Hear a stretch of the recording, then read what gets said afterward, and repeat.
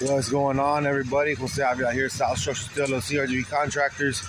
We're just about ready to take off to Corpus. It's 4:45 in the morning. I'm about to go pick up Moski right now. Shakes and Gavino should be on their way here shortly, and we'll be on our way.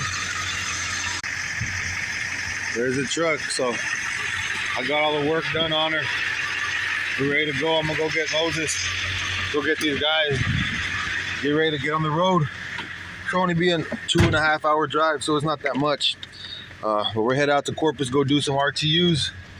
Y'all have a blessed day. Y'all stay grateful. Y'all stay safe, and I'll catch you on the next one with the progress. All right, deuce.